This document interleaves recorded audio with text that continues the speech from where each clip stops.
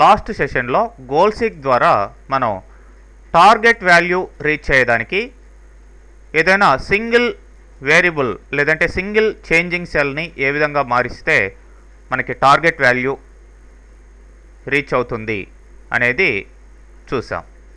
మరి అట్లా కాకుండా మల్టిపుల్ వాల్యూస్ని ఏ విధంగా క్యాల్కులేట్ చేయాలి అనే దానికి ఇక్కడ డేటా టేబుల్స్ అనే టూల్ని వాడబోతున్నాం.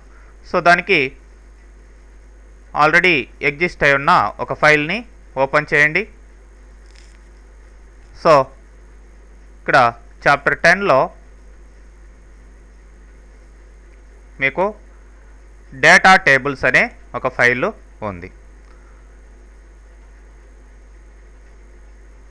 సో ఈ ఫైల్లో మీకు పారామీటర్స్ ఇట్లా initial value, interest rate, number of periods ఉన్నాయి. మరి వీటిల్ని బేస్ చేసుకొని ఒక ఫార్ములా వేస్తూ మనకి ఇక్కడ నెంబర్ ఆఫ్ పీరియడ్స్ 1, 5, 10 ఇట్లా ఇయర్స్ డిఫరెంట్ ఉన్నాయి. మరి ఈ డిఫరెంట్ ఇయర్స్కి ఏ విధంగా క్యాల్కులేట్ చేయాలి అనేది మనం ఇక్కడ ఫస్ట్ ఫార్ములా వేస్తాం. ఈక్వల్ టు పిఎంటి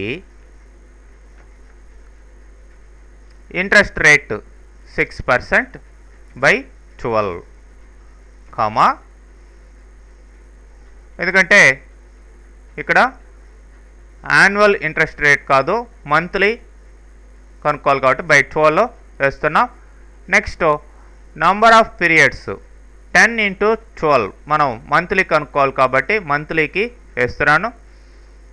అట్లనే ప్రజెంట్ వాల్యూ ఏంటి అనేది ఇట్లా ఇవ్వడం జరిగింది. సో కంట్రోల్ ఎంటర్ ప్రెస్ చేస్తే ఇక్కడ దానికి రిజల్ట్ రావడం జరిగింది. సో ఇక్కడ నెగిటివ్ లేకుండా మైనస్ పైన ఇవ్వండి, పాజిటివ్ వాల్యూ వచ్చింది. ఇప్పుడు మనం ఈ యొక్క రేంజ్ మొత్తం సెలెక్ట్ చేయాలి. సెలెక్ట్ చేసిన తర్వాత డేటాలోకి వెళ్ళి వాట్ ఇఫ్ అనాలిసిస్లో డేటా టేబుల్ ఇక్కడ 2 పారామీటర్స్ అడుగుతుంది. ఒకటి రో ఇన్పుట్ సెల్, ఇంకొకటి కాలమ్ ఇన్పుట్ సెల్. ఇక్కడ మనం సింగిల్ వేరియబుల్ మాత్రమే యూజ్ చేయబోతున్నాం ఈ షీట్లో కాబట్టి కాలంలో ఈ పర్టికులర్ కాలంలోనే వాల్యూస్ ఉన్నాయి, రోస్లో వాల్యూస్ లేవు కాబట్టి కాలం ఇన్పుట్ సెల్ మాత్రమే ఇస్తాను. మరి ఈ కాలం ఇన్పుట్ సెల్ అంటే ఇయర్స్. మరి ఇక్కడ ఇయర్స్కి వీటికి సబ్స్టిట్యూట్గా ఉన్నదేంటి, ఇక్కడ ఇది మనం ఫార్ములాలో యూజ్ చేసింది. ఆ పర్టికులర్ సెల్ని ఇక్కడ సెలెక్ట్ చేసుకోవాలి. ఓకే అంటే సరిపోతుంది. ఇప్పుడు చూడండి 1 ఇయర్కి అయితే ఇంత, 5 ఇయర్స్కి ఇంత, 15 ఇయర్స్కి అండ్ 30 ఇట్లా పీరియడ్స్ని బట్టి మనం different calculations at a time మనం తీసుకురావచ్చు.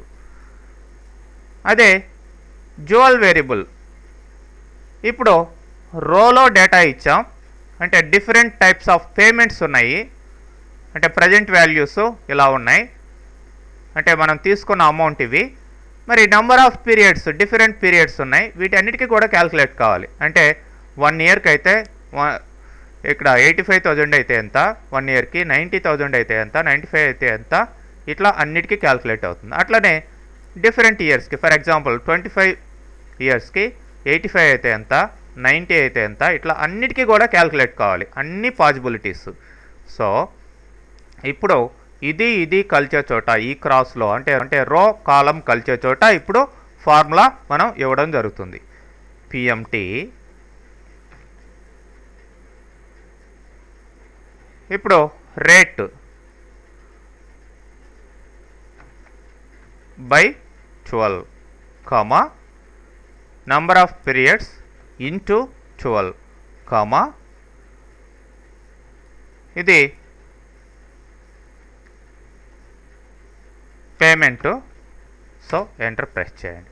ఇక్కడ కావాల్సి ఉంటే మీరు మైనస్ ఇచ్చేసేయండి. సో ఇప్పుడు ఈ డేటా మొత్తం సెలెక్ట్ చేయాలి, అంటే కాలం వైజు రో వైజు మొత్తం సెలెక్ట్ చేసుకోండి. ఇక్కడి నుంచి డేటాలోకి వెళ్ళండి, what if analysis, data table, ఇప్పుడు రో ఇన్పుట్ సెల్, రోస్లో ఏముంది, ఈ రోలో ఇది పేమెంట్స్ ఉన్నాయి. మరి పేమెంట్స్కి ఇక్కడ ఫార్ములాలో ఇచ్చిన ఏంటి, సబ్స్టిట్యూట్గా ఇది. మరి కాలమ్ ఇన్పుట్ సెల్ ఇయర్స్, ఇది సబ్స్టిట్యూట్గా దానికి ఇచ్చింది. That's all. సో ఇప్పుడు చూడండి, ఏ ఇయర్కి ఎంత అమౌంట్కి ఎంత ఇంట్రెస్ట్, ఎంత పేమెంటు మీరు పే చేయాలి. ఫర్ ఎగ్జాంపుల్ 1 lakhకి 20 పీరియడ్స్ తీసుకున్నట్లయితే ఇట్లా 716.43 ఇట్లా ఉంది. అట్లానే 90కి అయితే 10 yearsకి ఎంత, ఇట్లా మీకు ఈ పేమెంట్స్ అనేటివి క్యాల్కులేట్ కావడం అట్ ఎ టైం రావడం జరిగింది. అట్లనే మీరు ఇక్కడ కాలమ్స్లో మీరు ఇంట్రెస్ట్ రేట్లు తీసుకొని ఫలాని ఇంట్రెస్ట్ రేట్కి ఇంత పేమెంట్కి ఎంత క్యాల్కులేట్ కావాలి అనేది కూడా ఇంట్రెస్ట్ వైజ్గా కూడా మీరు మార్చుకోవచ్చు అనమాట. ఎలా కావాలన్నా సరే మీరు ట్యాబులర్ ఫార్మాట్లో ఈ ఫార్ములా బేస్డ్ సెల్ని బేస్ చేసుకొని ఇవంతా కూడా క్యాల్కులేట్ కావడం జరుగుతుంది. ఓకే.